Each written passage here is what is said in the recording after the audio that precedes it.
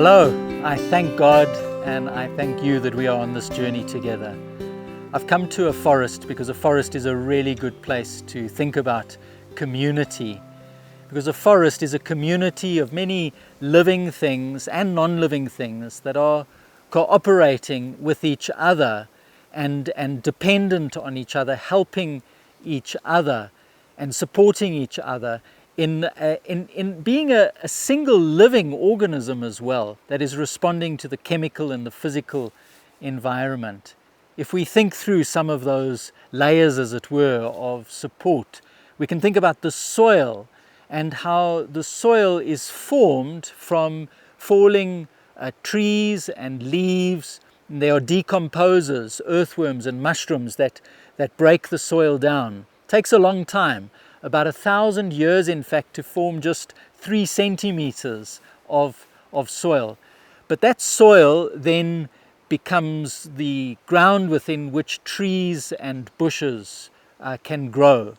They have the remarkable ability of being able to take the energy of the sun and store that energy in leaves and fruits and flowers. They're also taking carbon dioxide and minerals and storing it in the leaves and the fruits and the flowers.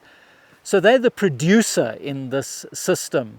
Then there are consumers in this system, which in turn are able to feed other parts of the system. So we have, for example, grasshoppers that eat the leaves and birds that eat the fruits, and like lories here, and there are monkeys and there are bushbuck that are eating the leaves.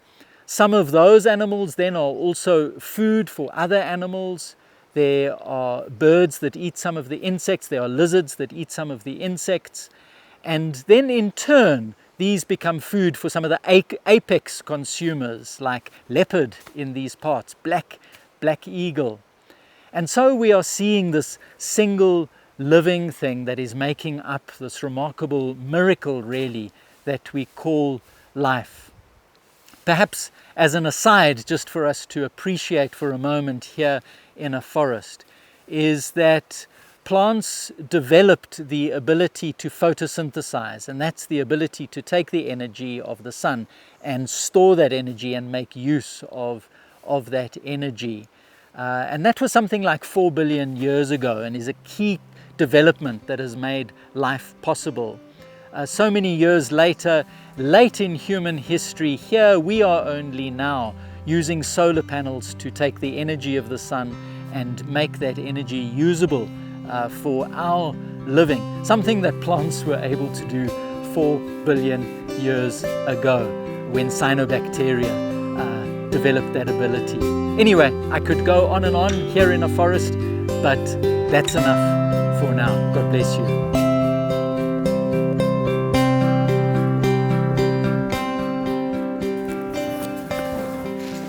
Do you know that you are a community too?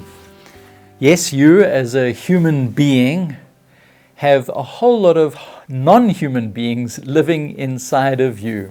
Apparently the ratio is about 1-to-1. The human part of you with all your DNA and so on, and the non-human beings also living inside of you. They're mostly bacteria, so they're very light. They don't take up a lot of your weight, up to perhaps about 0.5 kilogram.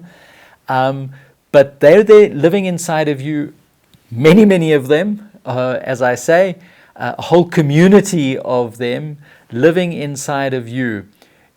They are dependent on you because you're hosting them. You are dependent on them because they protect you from germs, they help you digest. And so you are in relationship with them and they are in relationship with you. They are a community that you host, and because you're in relationship to them, you are part of that community. You are one whole community. And so the whole human idea of, modern human idea of individualism is a false idea, because human beings, a human being is him or herself a community. Now, the whole question of community that we've been speaking about in the first part of this video is very important when one starts to seek to understand God. In the guidebook, I guide you on a quest for finding God. I'll give you the page references just now. But as you go through that, you will discover that God is a relational being and a core, a foundational relational being for your life. That God is the one within whom you live and move and have your being. As the Apostle Paul said to the Athenians on the Areopagus, as we find it in Acts, that God is the reality, like the reality is of water for a fish. A fish lives and moves and has its being within water. And of course there's water inside of the fish also. Dorotheus of Gaza said that God is a circle whose center is everywhere and whose circumference is nowhere. So this is the reality of God, an all-encompassing being, not a separate being, rather an all-encompassing being, a relational reality, that your life is immersed in this relational reality. Your life is immersed in the dynamic of a relational reality. And as you go through this reflection that I lead you on your experience of life, you will come to realize that you've experienced God in various ways. You've experienced God as the source of your life. You've experienced God as creator. You've experienced God as revealing so much to you and the source of values. You've experienced God as the connection of all things and the lure to life at its best.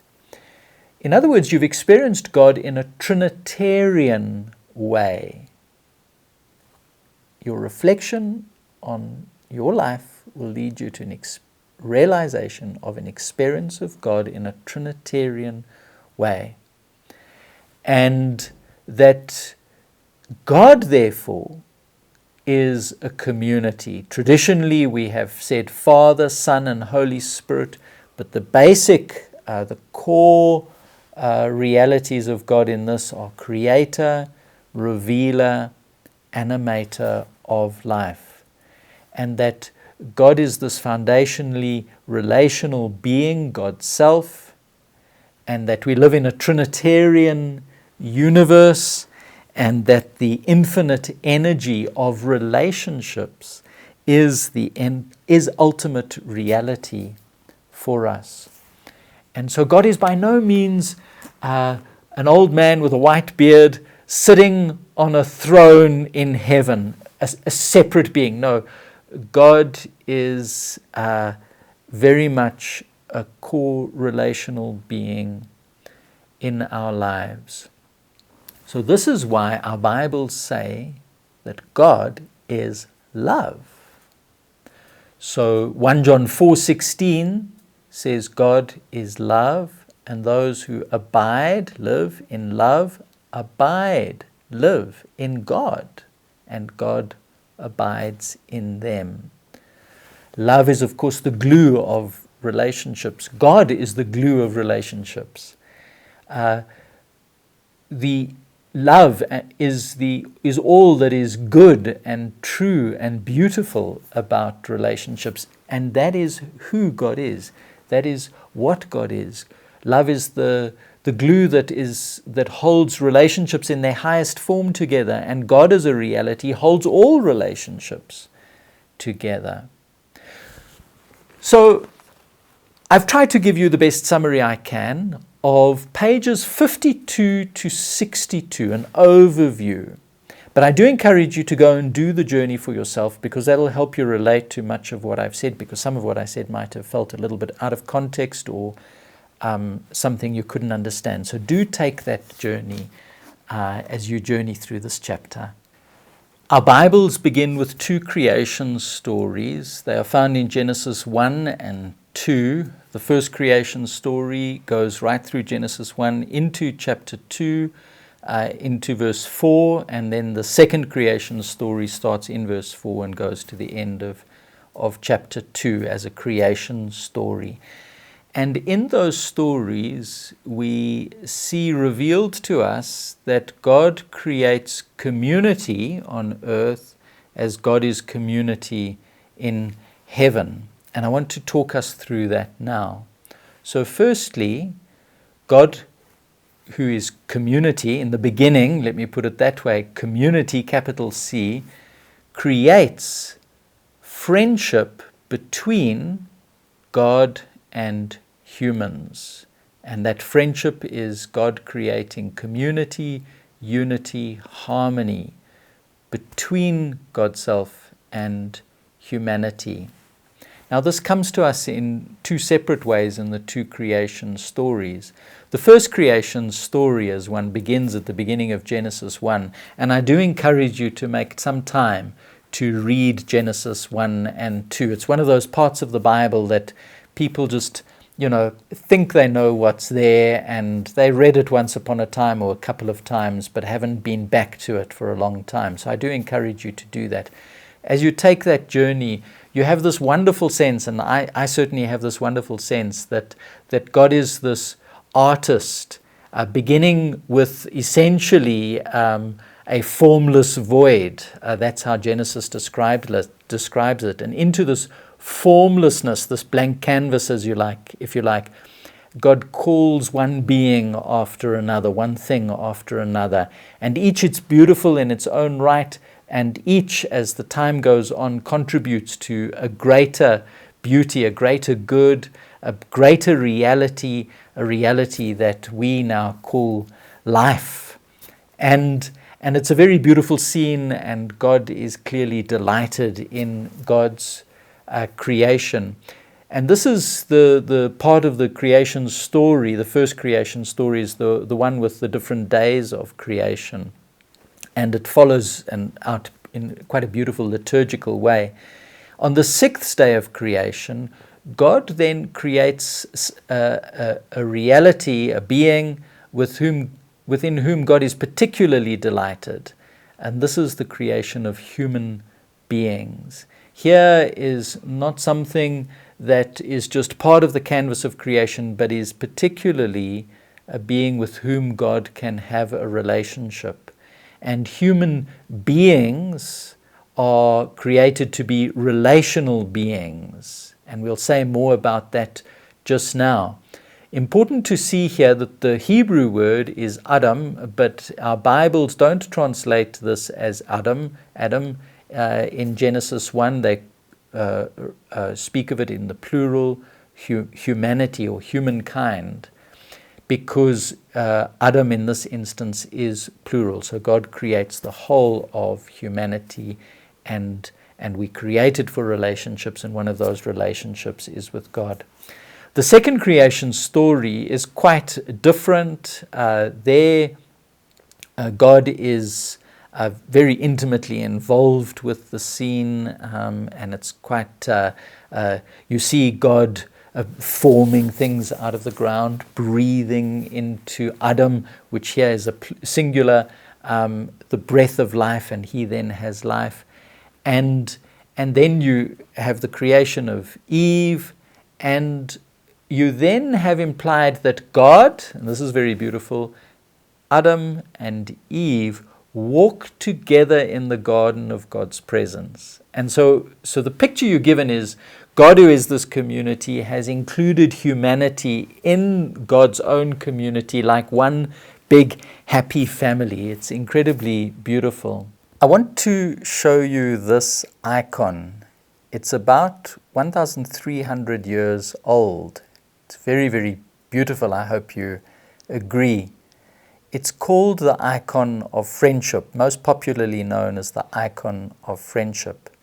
It shows two friends. The one is Jesus, and the other is an early Christian called Manus, who actually gave his life for the faith. This icon shows Jesus' friendship with Manus, and I hope you can actually see that Jesus' arm is around Manus, and you can see that they are friends. It's a proclamation of how we can be Jesus's friend today, how we were created for friendship with God. And I hope you receive this image as an invitation into such a friendship and a proclamation that we were created to be in community, unity, harmony, friendship with God.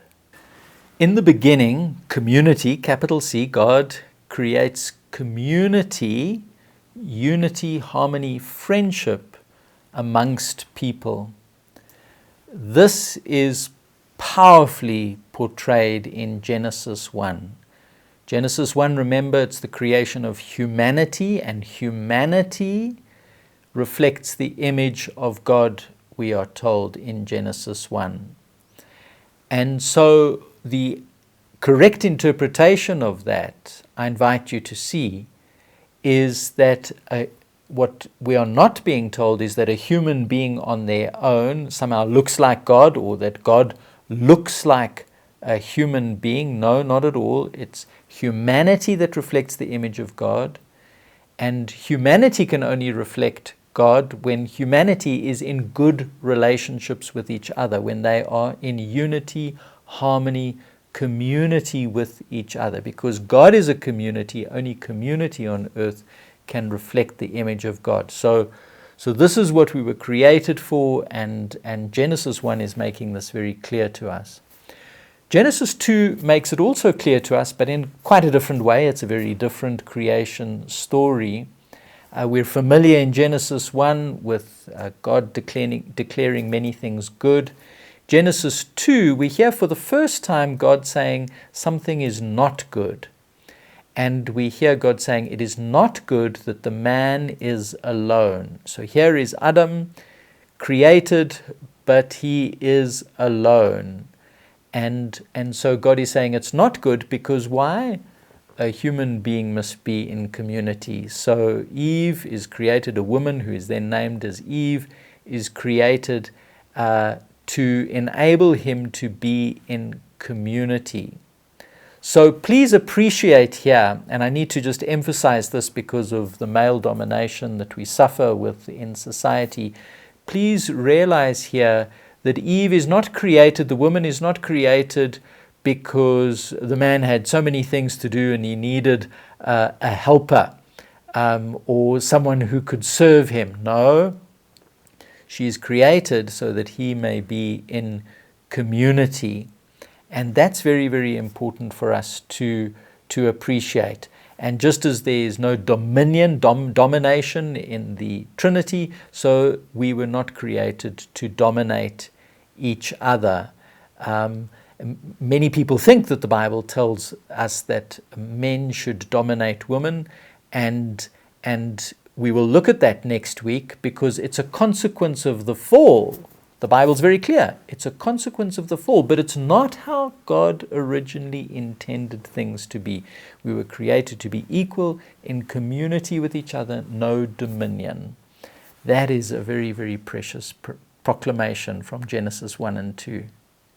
In the beginning, community, capital C, God creates friendship between people and our environment. We were created for friendship, community, unity, harmony with our environment, with the rest of creation, in other words. Now, this is particularly clear for us in Genesis 1, the first creation story. We see that in Genesis 1, verse 26, and also verse 28 to 30, that we are here to be caretakers of creation.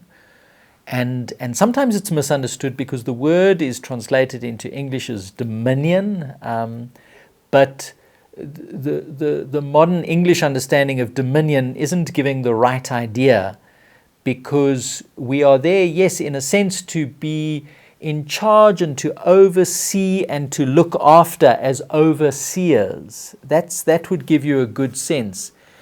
The Genesis 1 creation story, as I've already said, is filled with a sense of the love of the Creator and the delight of the Creator in that creation.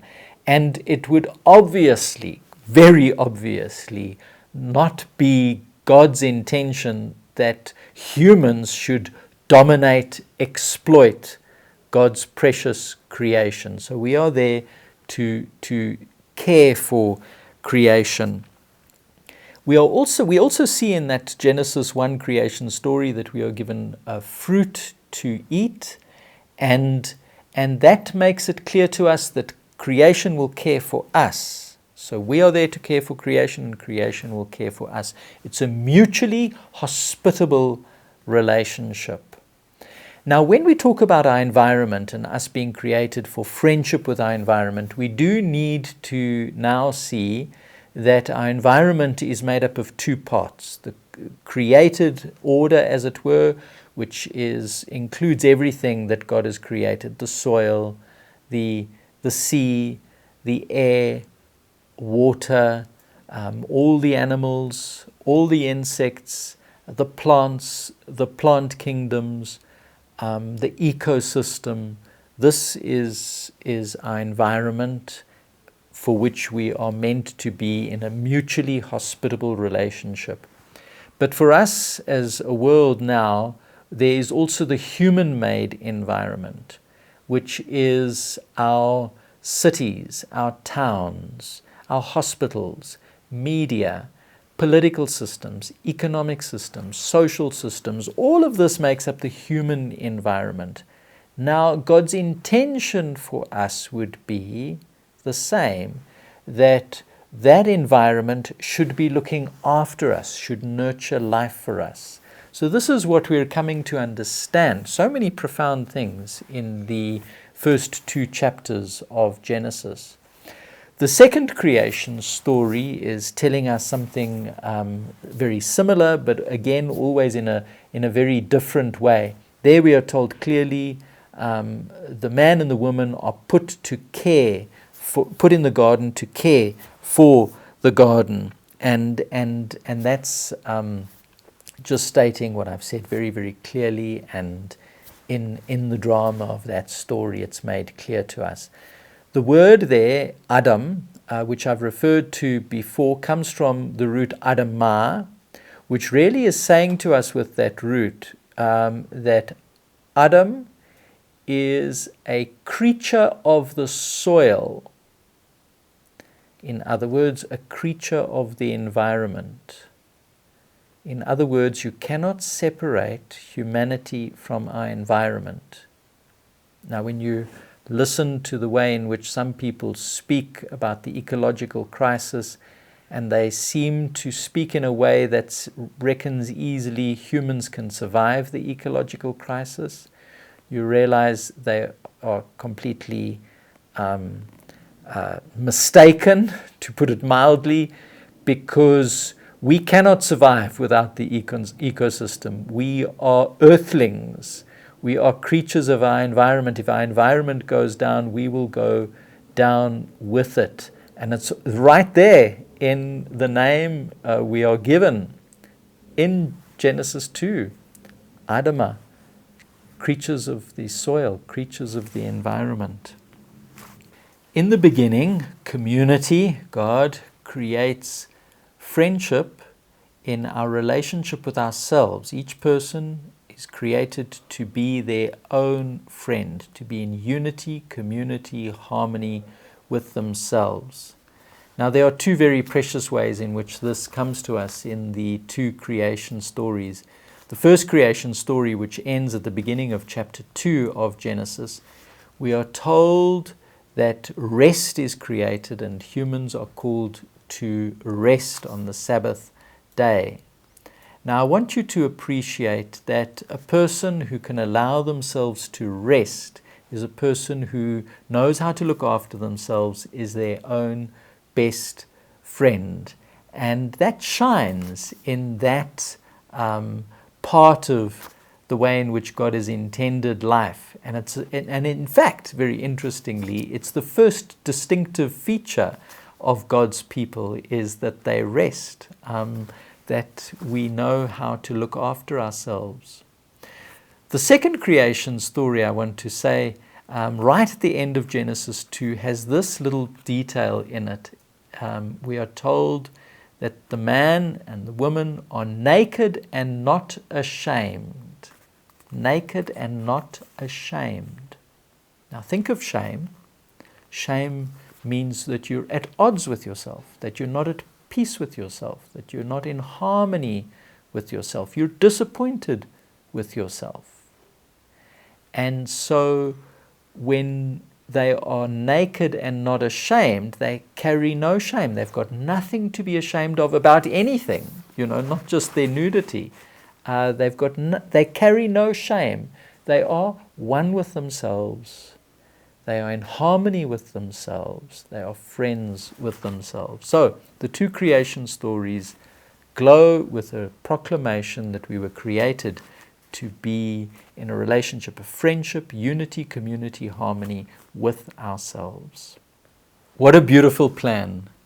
A friendship in our relationship with God, friendship in our relationship with each other, friendship in our relationship with our environment, friendship in our relationship with ourselves. That was God's plan, and that was God's accomplishment in creation. And the Genesis 1 and 2 proclaim to us that this was God's intention in creation, and this is reality for us, and a reality we can quest for. Those are 4 relationships of life, and throughout this guidebook they are like 4 streams, golden threads that run throughout the book. Our relationship with God, our relationship with each other, our relationship with our environment, and our relationship with ourselves. And God's intention in creation was community, unity, harmony in the 4 relationships of life. We'll see where those relationships go throughout the guidebook. But that's an important theme, and I hope you've appreciated the way in which we've established those 4 relationships of life. Now, there is a beautiful way in which the creation stories tell us of God's delight in creation. We hear 7 times that God declares creation good. And the last time we are told God declares creation very good. Now, the word that's been translated into good, the Hebrew word is tov. And tov, yes, can be translated into English as good, but it means more than just what is normally understood by the word good in English. You need to have a sense of delectable, delightful, desirable, to have a sense of what God feels for God's creation. So this is God's original blessing. Too many Christians think that the Bible starts off with original sin, and that original sin is the foundational reality. No, original blessing is the original reality, and reveals God's intention in creation. God would not have declared it to be good if it were not so. Of course, as you look around you, you see a very different reality, and that's what we will deal with in the next chapter. But with this, we come to the end of this chapter. So, I hope you have the privilege of doing this journey with a group, and you're now going to perhaps grab a cup of coffee or tea and have a biscuit perhaps, and then discuss and reflect what you have heard. Please remember that on pages 69 and 70, I give you a whole lot of questions for discussion, for revision, and for reflection. They're very, very useful for you. If you happen to be on your own, don't worry.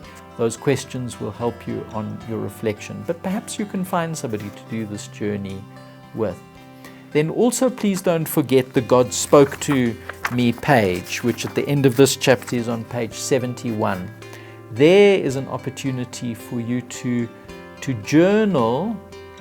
I don't say journal a summary of the chapter, rather journal those gems that gave you the sense God is speaking to me journal those things, the things that stand out for you, the things you really want to make sure you don't forget. Write them down on that page. There's a God Spoke to Me page at the end of each chapter. And just imagine when you get to the end of the journey, how precious it's going to be to look back on all those God Spoke to Me pages. And then also don't forget, in this case it's on page 68, the one-page summary I give you of this whole chapter in the mind map. So there's lots to appreciate. Enjoy your group time now or your reflection time. God bless you.